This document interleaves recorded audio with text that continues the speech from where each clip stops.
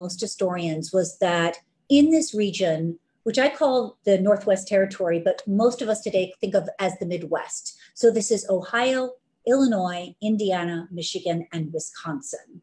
But at one point, this was considered the Northwest Territory.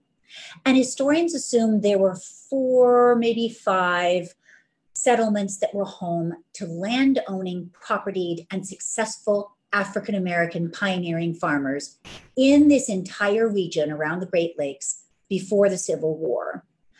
When my exhibit was opened at the Smithsonian Museum in 2016, I'd managed to find almost 80 such settlements. By the time the book went to press, I'd found well over 330, and I'm finding more every day. So what this means is that before the Civil War, the Midwest was integrated. The rural spaces of the Midwest were integrated by successful landowning farmers.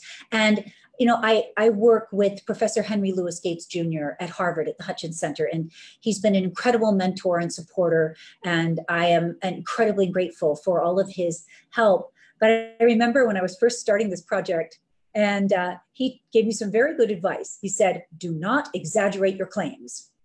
So I've tried to do that and not exaggerate my claims. So the map that's at the front of my book, which shows the over 330 settlements from before the Civil War, is actually a very conservative map. It does not include cities, although when most of these pioneers came out, there were not cities. Like there was no city of Chicago, there was no city of Detroit, there was a small fort where Detroit is now. And also I don't include anybody but farmers who talked about themselves as farmers on the census records of that time. So it doesn't include blacksmiths, general store owners, physicians, teachers, preachers. So it is a very conservative map. So there are many more than are actually on this map. But it does give you an idea of how very different the heartland of this nation looked. But of course, in 1787, when the Northwest Territorial Ordinance was written, this was not the heartland. This was our nation's first frontier. And it was an incredibly important one. It's the reason, this region of land is the reason we had the American Revolution. I mean, we had this big 7 Years' War where a young George Washington had donned a red coat to fight the French to get this region. And when we won the American Revolution, winning this portion of land was a very, very important part of winning the American Revolution. And in many ways, the creation of this region as a territory, this is before the Louisiana Purchase. This is before Colorado and California and Texas. This region held the best ideals of our revolution. So in this 4-page document written to govern this region, the Northwest Territorial Ordinance, have you lost me or are you there? Okay. They basically did 2 revolutionary things. They made it free from slavery, and they said there would be equality, there would be equal voting rights. So that means that they did not include the word white in this document. And you can go on the Library of Congress website, you can look up this 4-page document, and if anybody can find the word white in it, I'll give them $5 or whatever the equivalent is of that in whatever your nation you're in. I'm good for it, I promise. But the word white as a defining racial characteristic of a citizen is not in there. And it's not in that document very deliberately. It's to open up the vote to all men, regardless of the color of their skin. And yes, you had to be a man. This is 1787. You had to own 50 acres of land. You had to be 21 years older. You had to be born in the United States. But the unusual thing is that actually this isn't so unusual. Let me give you an example.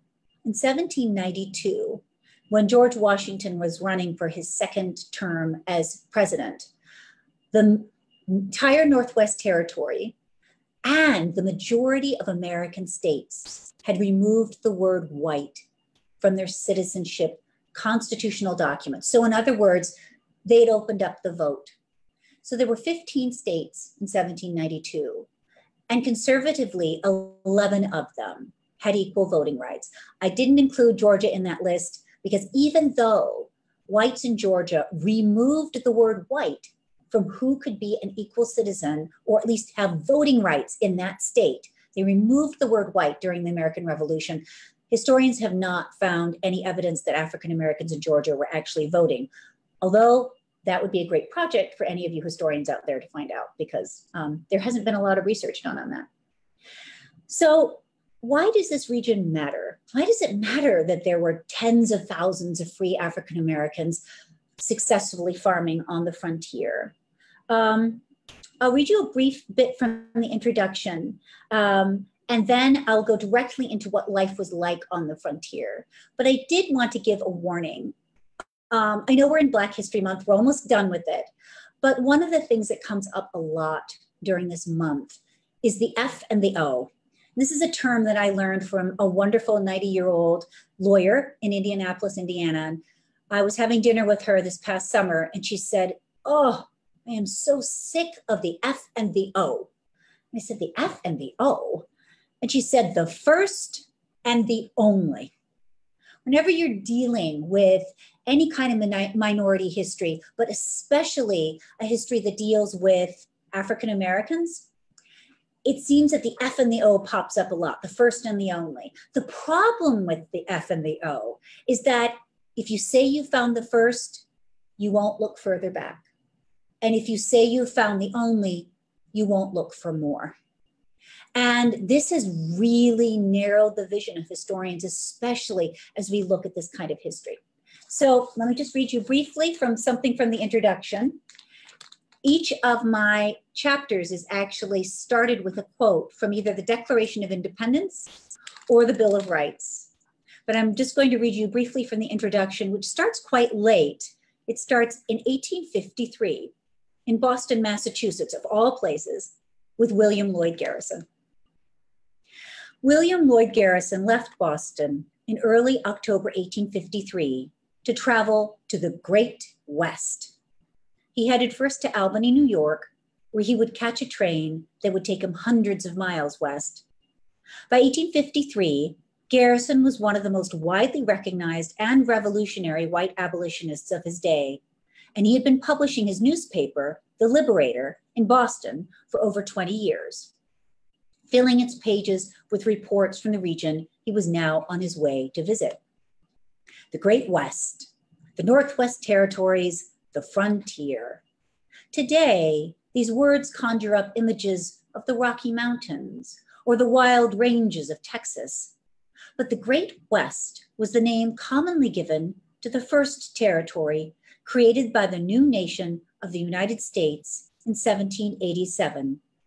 Most of this region would become the states of Ohio, Indiana, Illinois, Michigan, and Wisconsin in the first half of the 1800s. Maps from the early 19th century show the nation ending at the Mississippi River, as if that waterway were a cliff at the end of the world. And even as the nation expanded, this image of the Northwest Territory stayed strong in the minds of many Americans. In 1853, Garrison did not plan on visiting all 5 of those states, just Ohio and Michigan. He was not getting any younger, and the new train lines now connecting the East Coast to Michigan and Ohio made travel there much easier.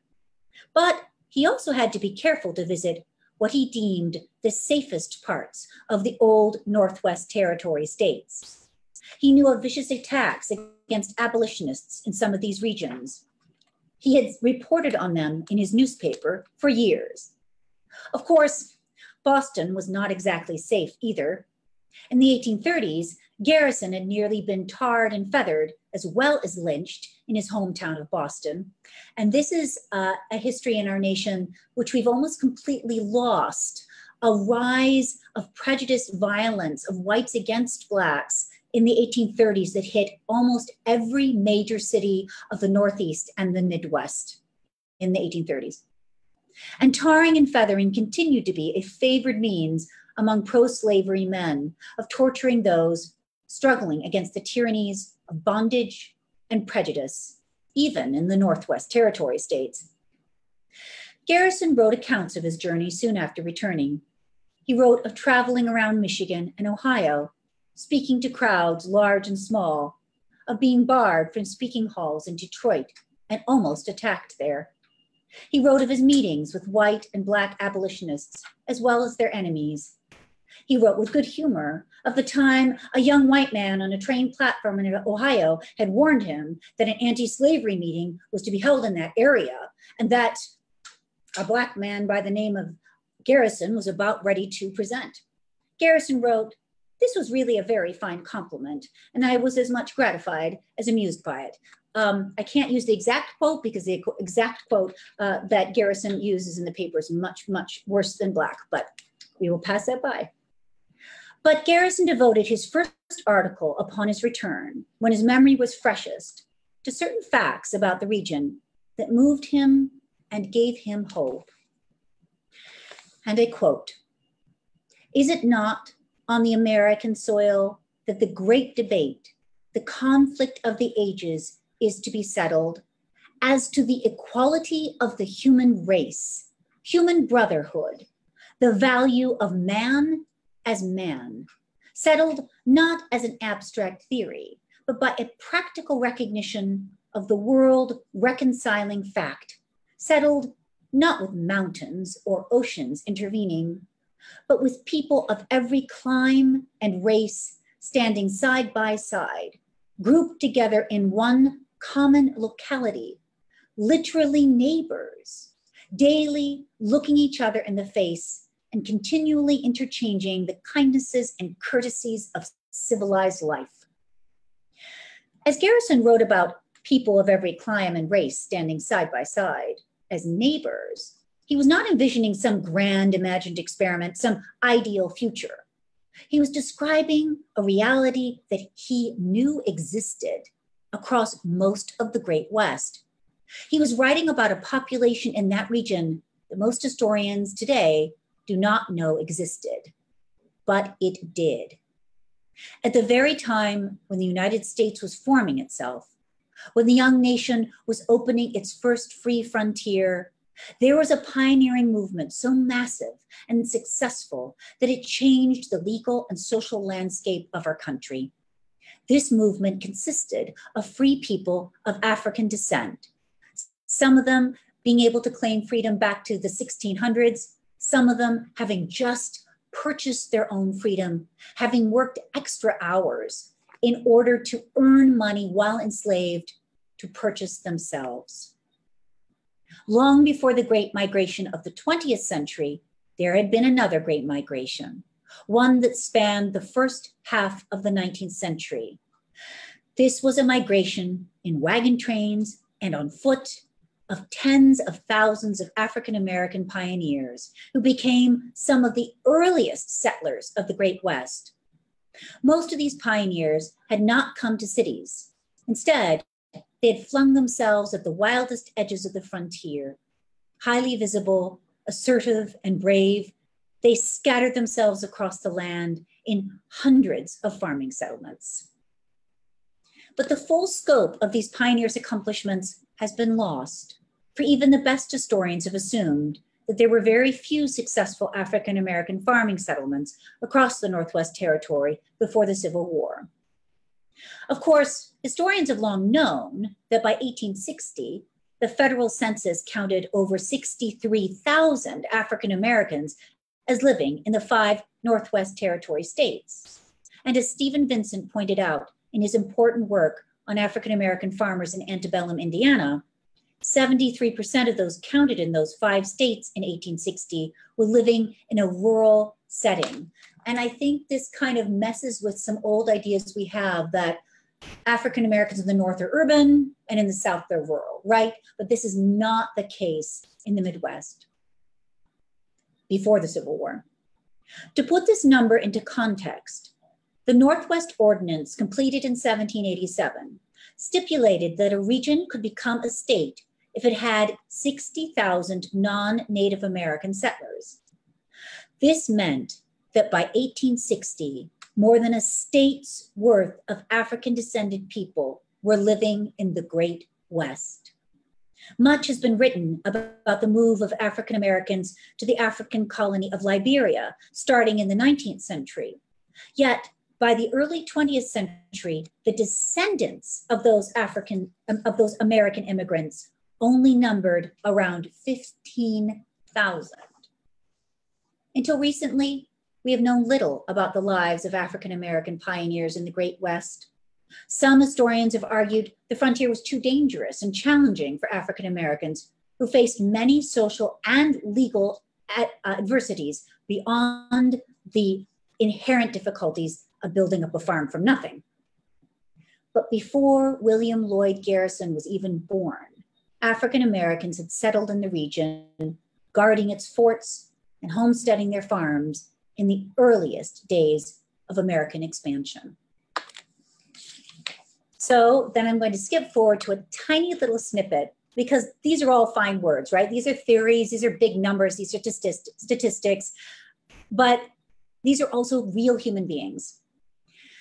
So I'm going to tell you a little bit about the life of a very young pioneering couple on the frontier. This is about like Jane Austen's times, right?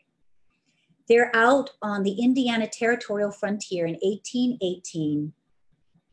And again, they're not the first, they're not the only, they're just an example, a true example of what life was like in these early days. This chapter is titled Life, Liberty.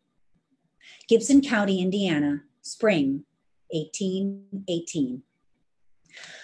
Keziah and Charles Greer strapped their axes onto their backs before going to hitch up the oxen for their first day of plowing together. Once they got to the starting place, Charles would have adjusted the lines, glancing at Keziah, who held the team's head up front, then called out for the team to start. They had their axes ready, but not for trees. Those were already gone on this little patch of land that they planned to work this spring. Charles had already been clearing the trees and underbrush since he purchased his first 40 acres in 1815. Some trees he set alight until they crashed to the ground smoking. Others that looked good he had felled for building a small cabin that was now their home. He must have shown Keziah his likely land as he was courting her, all 40 acres of it. It was the best land.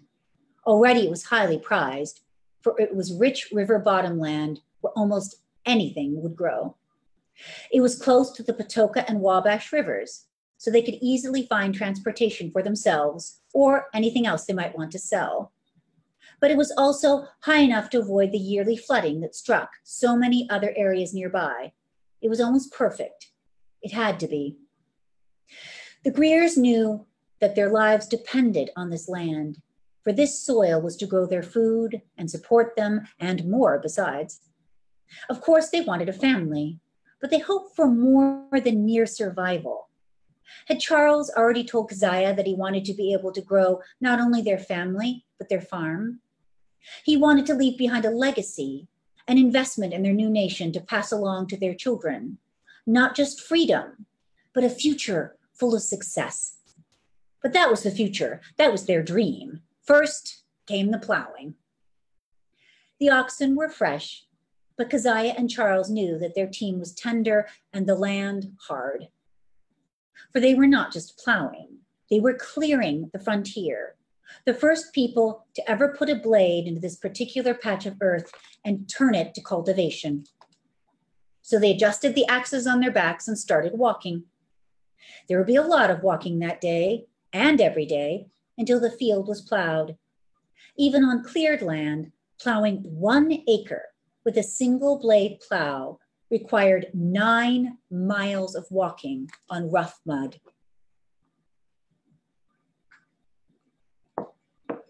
And the Greers were starting with 40 acres. If they had been farming outside New York City and decided to drop their traces and set off for Boston, the plowing of that 40 acres would have walked them there and back every spring. Those farmers lucky enough to have 100 acres under cultivation might just as well have been walking from New York City past Chicago every spring. But there was no city of Chicago yet in 1818. There was just water, and wilderness. But walking behind a plow was only possible once the earth underneath it had been cleared. To clear not what grew above, but what grew below, however, was a different challenge.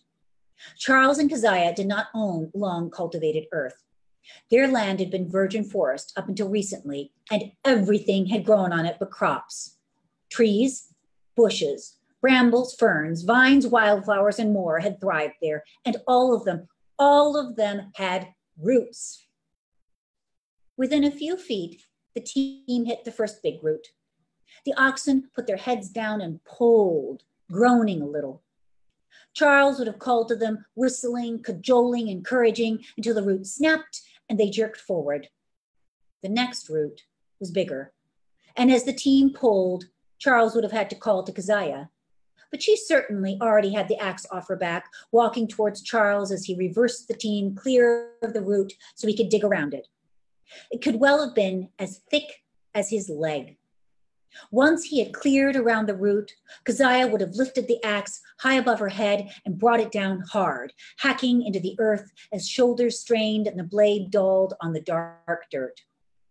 Once she was through the root, they started off again, knowing they did not have long before the next root, for roots lay under the earth like a second forest. In this rich, newly cleared land, they would hit a sizable root about every 8 feet or every half a minute, and each root stopped the team. Even if all went well, after half a day of this labor, they would all be in pain. The oxen's shoulders where the yoke lay would be so sore that the beasts would flinch if Keziah had laid her hand even gently on their tender skin. Only 2 creatures have the strength, patience, and courage for this labor: oxen and humans. There I will stop, and I would be very glad for questions. Well, first of all, thank you so much. It's extremely interesting to hear about this. I really had no idea of the numbers. And I'm also extremely thankful because Angela is back, and I'm going to hand over the microphone to her. But just before I do, I just wanted to thank you so much. That was really interesting and lovely. And we're going to have some more questions. I'm going to send some questions in myself. But over to you, Angela. Okay. Yes, I'm back. Thanks for being so patient with me. I want to share the pictures, the map and the other things. So let's see if you can see it. Is that okay? Can everybody see that? Can you see that?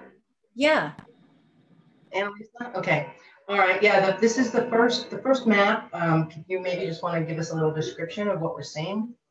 Okay, so there's a big gap in the middle of it, but what you're seeing is this really conservative map of African-American farming settlements before the Civil War in the Northwest Territory. Now, on this computer image, they look like teeny tiny dots, but in the book, they actually have little stars next to those dots, which break out the amount of wealth held by individual farmers in these settlements. So these are settlements that are home. Some of them are completely integrated. Some of them are all African-American. Some were founded in the 1790s. Some were founded in 1850. They're all over the place, but they all existed before the Civil War. They were all home to propertied African-American farmers. And some of those farmers were immensely wealthy. I call them landed gentry. And so the map and the corresponding key to this map, which gives the exact location of these communities, is at least a start, a way to show the way forward for those of the interested in this history and for future historians, because this is really the tip of the iceberg.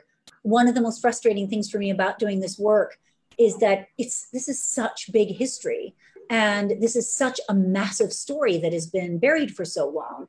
In reality, each one of those dots really should have a book written about it. And in fact, I would argue that each of the families in each of those dots really could stand to have a book written about them. They are heroic and incredible families and people that had to overcome hurdles that no white pioneers had to overcome. But some of these farmers were so wealthy, I actually call them landed gentry. And I do that for a reason, because the influence of their economic their economic influence, their social influence in their region was really profound. Before tractors, before reapers, when farming was so labor intensive, if you had a few very wealthy landowning farmers, one of them maybe owning 900 acres of land in an Illinois county or an Indiana or Ohio county, which was primarily white, every fall, that wealthy African-American family would have been hiring almost everybody in their county, white or black, to harvest their grain. Because in order to harvest an acre of grain with a scythe, it takes a really healthy, skilled person an entire day that's just a quarter of an acre a day to harvest grain, one person. So you're talking, you really require hundreds and hundreds of skilled people to do this work for you every fall. So the ramifications of these farmers far outweigh their actual numbers in some regions. I often think of that scene in Hidden Figures, the movie about women at NASA in the 1960s. And there's that scene where one of these brilliant mathematicians is invited into a secret meeting room, and it's filled with about 30 white men. And a statistical historian could say, well, it's just one black person in that room. Statistically, that's not very many. But her emotional and symbolic power and real sort of influence in that room far outweighs her actual numbers. And for these early African-American pioneers, as we see the backlash against their growing success and wealth, this is what we have to keep in mind, what farming actually looked like during that period, because it really made... Right. I have a question. Yes. Oh, you said it doesn't seem like those dots are a lot, but it looks like a lot to me. What was the ratio, do you know, of like between white people and black people in the Northwest Territory? That's hard to say because it really depends on the region. And again, these are only farming settlements. To give you an example, in Michigan in 1853, when the state of Michigan did its state census, they found that all but about 9 or 10 of the counties in Michigan had African-American residents. That means the majority of counties in the state of Michigan in 1853 had African-American residents. Now, they may not have been farmers, and they may not have been propertied, but they were living scattered across that entire state, including in the UP. So we don't actually, because federal census, especially after 1850, is very problematic because of the passage of the 1850 Fugitive Slave Act, it's very hard to get exact numbers. In terms of the actual population, this region is really strange for that because it actually had one of the largest movements of human beings from one section of the planet to another. So between 1787, when the Northwest Territorial Ordinance was written, and now this number includes African-American pioneers, let's be clear, but between 1787, when the Northwest Territorial Ordinance was written, to 1837, just 50 years, right? Around 4 million people moved into this region. It's amazing the planet didn't tip a little. Yeah, wow. This is astounding. So something was really happening. This was where the nation was making itself. Yeah. Okay, this is probably way off base, but where did all these people come from? 4 million people. Were there 4 million people in the United States in 17? 50-year, yeah, in that 50-year period, they're coming from overseas. They're coming from, the eastern and more settled parts of the United States. Here's something interesting. Eric Foner points this out in his really outstanding book on Lincoln, Race, and Slavery that he wrote a few years ago. He points out that around 1850, the vast majority of African descended people, free African descended people in the United States, were American born, and their roots in the Americas went back generations. But actually, it's almost flipped for whites. And so in many ways, the African Americans who are moving into this region, the pioneers, they're probably more American than many of the white immigrants who are coming in from London or from Prague or anything like that. And they're very familiar with farming these regions. They're familiar about what will grow. They are familiar with the American culture. Some of them are fought in the War of 1812 or fought as patriots in the American Revolution or descended from patriots who fought in the American Revolution. So it kind of shifts how we think about who's a citizen, who's not, who belongs where, who doesn't. And it puts a very different spin on what many historians think of as the sort of opening up of voting rights in the 1830s under Jackson. If African Americans were much more American born and in this region propertied, what does it mean to say actually citizenship is now going to be defined by color, not by whether you were born here or not, right? Right. You know what it means to me? One of the reasons why I wanted you to talk to everyone is because what it means to me is that African Americans are just as American as anybody else, and we belong here just like anybody else does. Mm-hmm. And because it's a constant refrain, especially in these times, about who belongs here and who doesn't belong in the United States. And Black people belong in the United States. We've been here just as long or longer than a lot of people. Yeah. In fact, there's that wonderful portrait you just put up of Enoch and Deborah Harris. And they're the Midwest, they're Michigan's Johnny Appleseeds, basically. You can see he's wearing a beautiful silk vest. This is a daguerreotype taken of them in the early 1850s. She's got beautiful lace mitts on. Enoch Harris is actually a veteran of the War of 1812. He and Deborah were living in Ohio when the War of 1812 broke out. He fought in that war. And while they were living in Ohio, their neighbor was a man called John Chapman, who school children today know of as Johnny Appleseed. Oh, wow. And when he survived fighting in the War of 1812, we were a nation that didn't have much money. So the federal government gave him a land grant as part of his payment for fighting in that war. And it was about 400 acres in Michigan, which at that time was a territory. And they didn't have a whole lot of right to give him that land because really under treaty rights, it didn't really belong to the United States at that point. But be that as it may, they said, here's 400 acres. If you can claim it and if you can farm it, it's yours.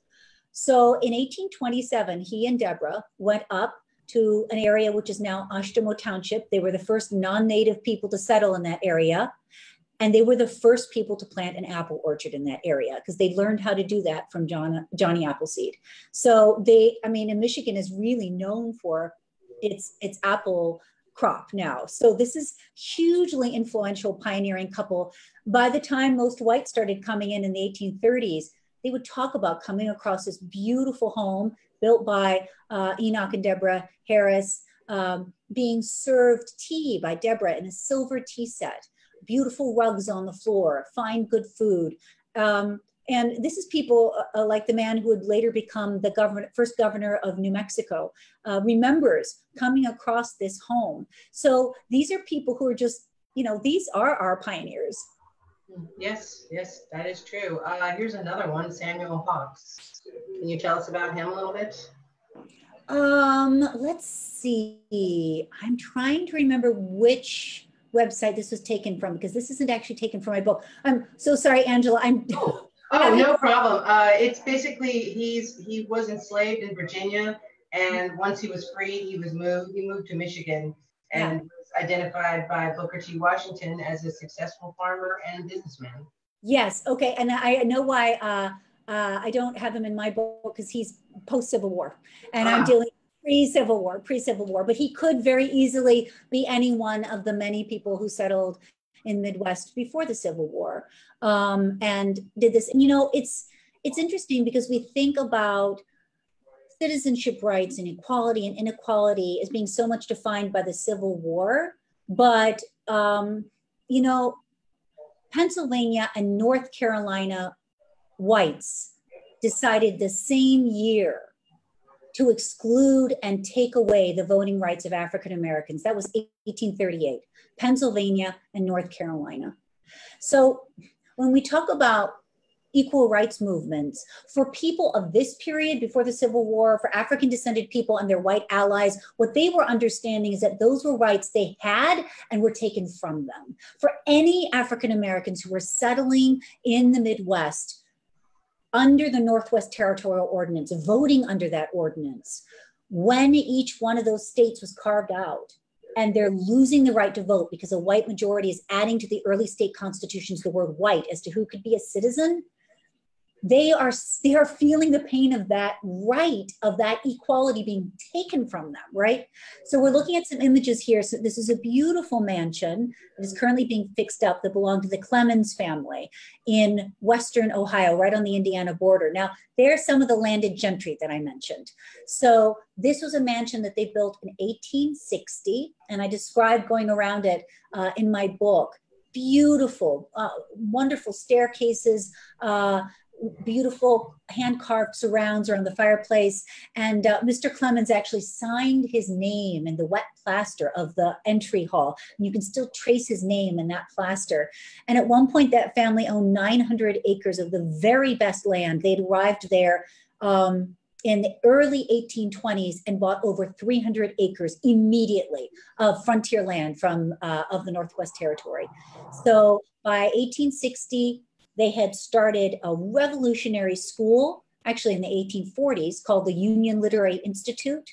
They helped to found it, which was open to all, regardless of the color of the skin or their gender. It was a pre-collegiate boarding school, which actually even allowed interracial dating in the 1840s. Wow, well, that's very progressive. Very, very progressive. Just very old-fashioned, Angela. I mean, if these are ideals of the 1780s, maybe they're conservative. I don't know. Well, you know what? I think maybe they are a little bit conservative. It's just a matter of perspective. But yeah, I have another question. Actually, we have some questions from the audience, but let me just ask my question first. You know, in your book, throughout the book, you talked about how the laws sort of have changed over time, like in the noose, metaphorically, was tightening around these people and what they could do. And I don't know, has anybody ever written about why white people change the laws so drastically? That's a great question, Angela. And you know, it was a real heartbreak. It started in 1803 with Ohio's first constitution, when a white majority in Ohio voted to add the word white. And each Midwestern state carved out of the Northwest Territory did the same. What I do have to say is that the rise of prejudice in the Midwest was in the face of Black success, not Black failure. And I cannot repeat that enough. And in fact, it was being discussed at the time.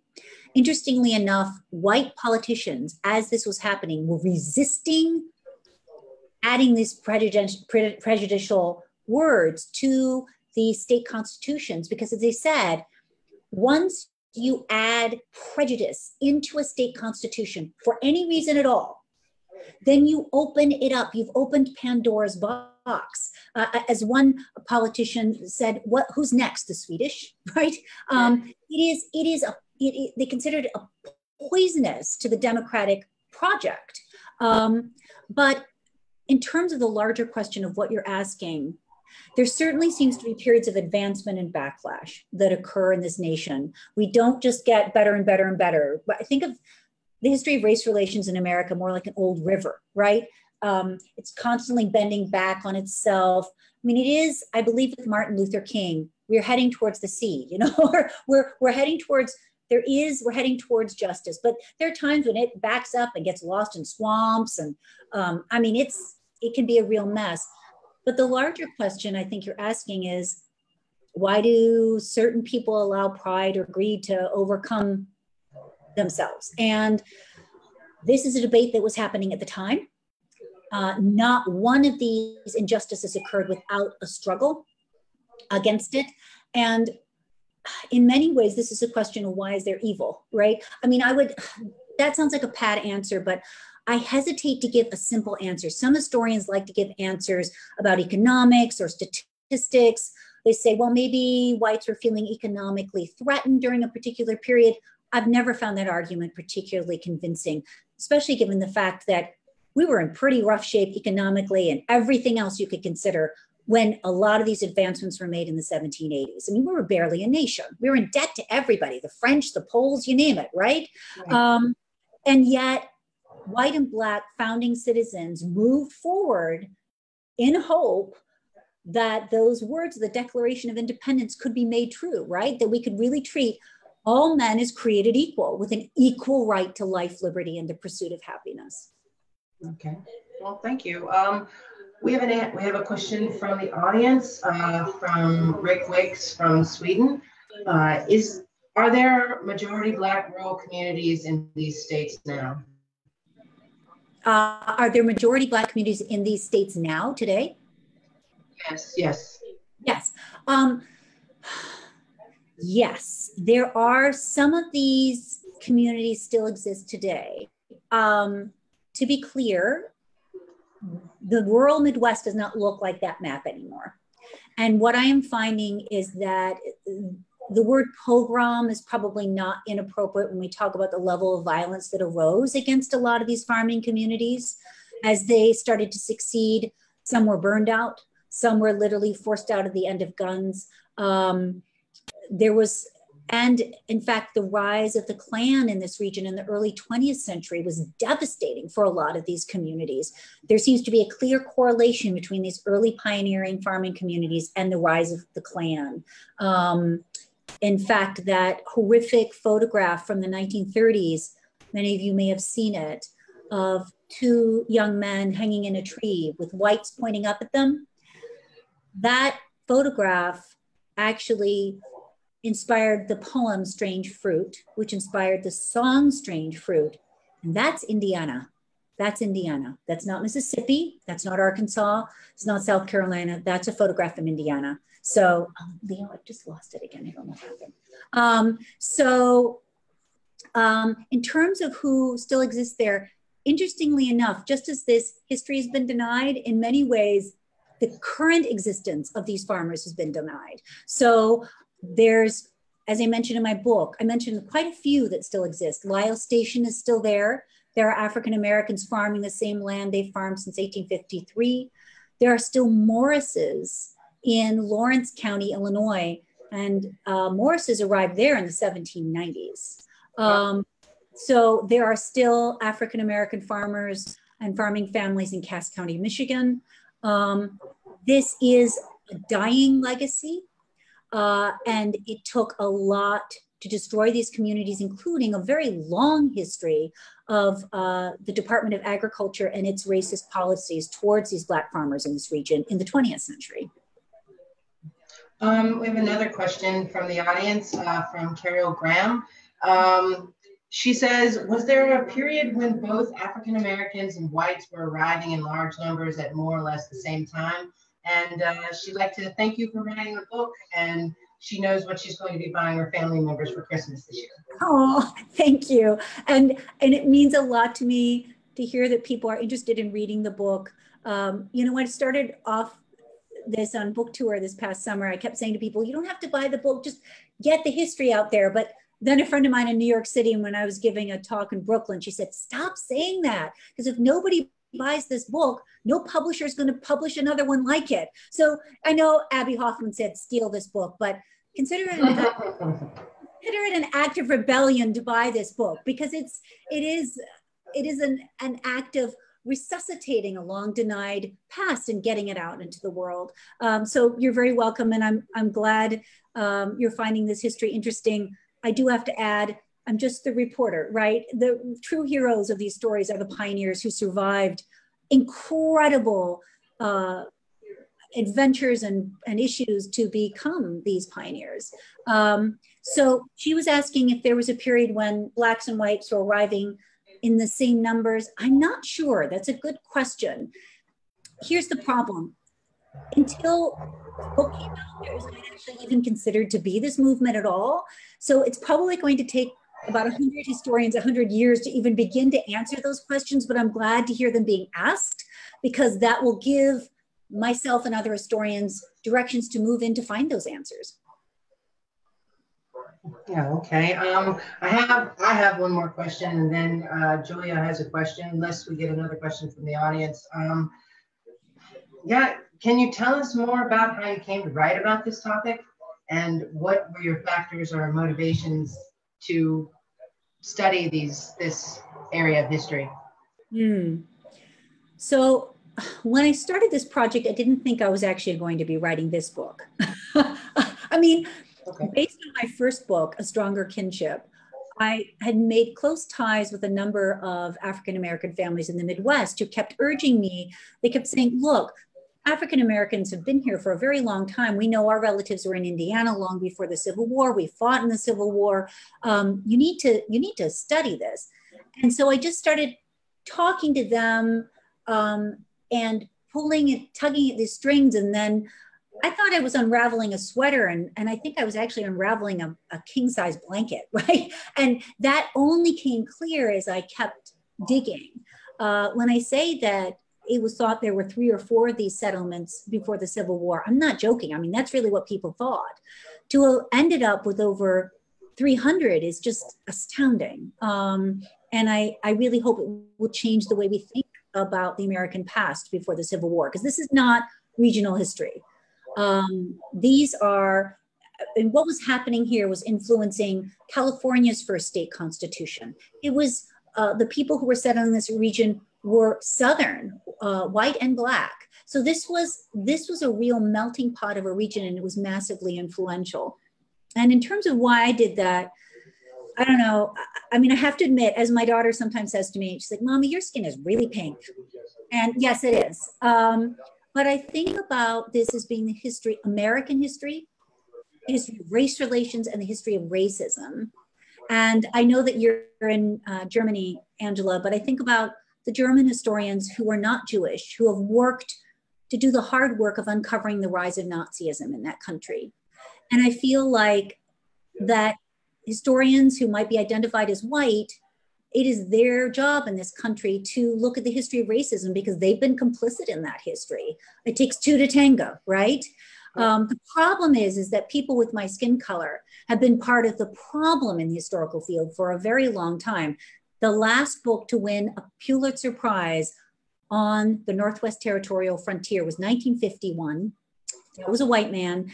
And he was not looking for any African Americans. If he even found any African American pioneers, he didn't write about them, right? Wow. So I think about that film. What is it? This is crazy, but it's the Avengers: Infinity War. There's a scary creature in there called Thanos who wants to be able to destroy half the universe with a click of his fingers. Well, historians have Thanos power. White historians in the United States have had that Thanos power. They have been able to literally get rid of and destroy entire populations where they actually existed. And this is not revisionist history. I want to stress that. We often use that term. This is just what happened. The past really happened, right? And I sometimes think of historians more like astrophysicists. Like we know the universe is out there. Once in a while, an astrophysicist will say, we think there's something called a black hole. And everybody says, cool, we didn't know that about the universe. Historians are just saying, oh, look, there's this part of the past we didn't know existed. But we're still learning and we're still trying to uncover that. And there's a lot more that does need to be uncovered. And it just feels like the just thing to do. I'm a big fan of Bishop Desmond Tutu and the Truth and Reconciliation Commission in South Africa. And I think you cannot move forward without the truth first. Yeah, I agree. We have to know the truth, because whenever we think of pioneers, I think we think of white immigrants and not Black people, but clearly they were there too, immigrating. I have a question, another question from somebody. Let's see, you've mentioned migration from Prague, Poland, etc. These groups of migrants often form societies to celebrate holidays together, and in some cases, these celebrations still go on. Did African Americans also form societies or get together for holidays in a similar way? Oh, what a great question. Thank you. Yes, so many of these farming communities have homecomings, even when there is no farm there anymore. There's sometimes a church, or even if there's not a church, there's a graveyard. And descendants of these pioneers will gather in the dozens or sometimes even in the hundreds.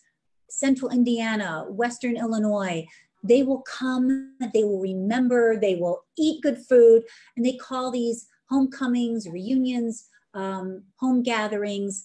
One of the wonderful things that's come out of this research is that some members of these families that settled different regions of the Midwest, like the Roberts family in Central Indiana and the Roberts family in Western Wisconsin, they're starting to reconnect after having been apart since like the early 1850s. So I love seeing this happen. In terms of actual organizations, the Black Convention movement, or what was called at the time the Colored Convention movement, was an incredibly important political movement that was happening in the Midwest before the Civil War. And I would really encourage you to read the book. And there's also a wonderful website, which is bringing this history to life, called coloredconventions.org. These were really well-funded, well-organized annual conventions where African Americans were gathering together to fight against slavery, to fight against prejudice. And in Ohio, they were actually so successful, even though they couldn't vote, that they were able to roll back prejudiced and racist Black Code laws in 1849 in that state. So these are an incredibly important part of the history of African Americans in politics in this country. Okay, let's, so I have a question, one more question from the audience, from Noelle Christ C. She happens to be in Germany. Have you thought about looking into the census back before the Civil War, or did you already do that? How did you find these settlements? Noelle, good question. The census was definitely a major resource for me. Yes, so the census was very important. However, it was not the only resource I used, because the census is a problematic resource. Sometimes only property people were counted. And after the passing of the 1850 Fugitive Slave Law, which is a federal law, which was incredibly prejudiced, and it got rid of habeas corpus, the right to trial by jury for African Americans across the Midwest. A lot of African Americans protested by not allowing themselves to be counted on the federal census. I'm thinking here in particular of John Langston. It was actually Langston Hughes' great uncle, but he was the first African American elected to political office in a free and open election in the United States as he was living on his 200+ acre farm in Ohio in 1855. So a mainly white electorate elected him into political office. And he refused to be counted on the federal census. So I didn't just rely on the federal census. I also relied on land deeds, oral histories, the front of people's Bibles, state census records, because in states like Michigan, some African Americans were more willing to allow themselves to be counted in a state census than a federal census, because before the Civil War, the folks who were really interested in trampling on states' rights were the elite slaveholders of the South, because how else are you going to get people back that you call property who are now tax-paying citizens of another state other than to trample on that state's rights? Wow.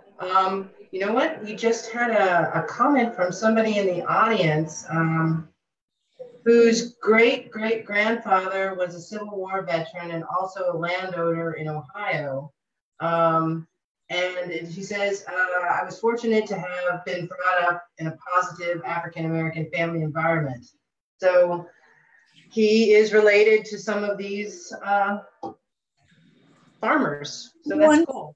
I am so honored that you're listening to this talk today. And it's an incredible history. Your family has an incredible history. And Tuskegee Airmen too. I'm finding a lot of Tuskegee Airmen coming out of these early pioneering families across the Midwest. It's amazing. Yeah. Yeah, that's really great. So just one last question and we'll wrap up. What do you hope that people take away from reading your book? Oh my, that's an easy one, right? That there's still so much that we need to learn about the United States past, that we need to question our ideas about who belongs where and why, that this is a history that is haunting us without us knowing it. Whether we're talking about anti-immigration laws, whether we're talking about two young men in a Philadelphia Starbucks getting arrested, this history is affecting us today. And unless we learn it, unless we acknowledge it, we're not going to be able to move forward. But that also, there's so much from the past that we can learn that can give us hope.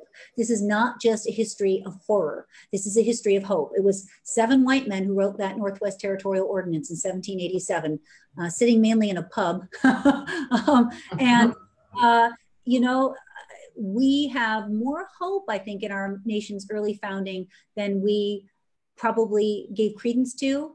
But there's also a lot more pain, especially in the Midwest, in the North, and a lot more horror than we ever have acknowledged. And I think that we need to move beyond our notions about North versus South, those post-Civil War kind of myths, and look at what the past really held and try to learn from that. And then I'd also just encourage people to read the book. There's so much in there I couldn't include in this talk today, about the cities as well, and so much that we can just learn from. Yes, I hope that we can learn more too, because we have, as Americans, we have a lot of really great history, but for some reason, we just don't get to know about it. We only get to know like the basic facts. And I'm really glad that you joined us today. Thank you so much. I've enjoyed reading your book. I've enjoyed this discussion, and I hope you've enjoyed this too. So over to Julia to close us out. Well, thank you so much, everyone. Thank you, Anna-Lisa, and thank you, Angela, for organizing this for everybody. And also, thank you to our wonderful audience for your great questions. It's so exciting to hear from everyone around the world, and you know, hearing Clint's story was like the cherry on top. That's just fantastic. I just want to say we have regular webinars. Angela's organizing several more in the next few weeks. We regularly host webinars, so please, everyone, stay tuned for our next speaker. We will be hearing from Christine Pelosi on March 10th, and we're looking forward to that. So over to you, Angela. Over to you, Amanda, for the very last thing. And once again, Anna-Lisa, thank you so much for your time. We really, really very much appreciate it. You're welcome. Yes, thank you so much, Anna-Lisa, and thank you very much to Julia and Angela and to all of you for joining. This was a great conversation today that we would love to keep going over on social media. So you can visit us on facebook.com/DemsAbroad, and you can also find us on Twitter, where we are at Dems Abroad, or visit our website for news of future events and webinars, as Julia had mentioned.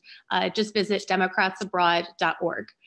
We really enjoy these webinars, and we hope you do too. If you're interested in supporting future calls like these, please visit democratsabroad.org/donate.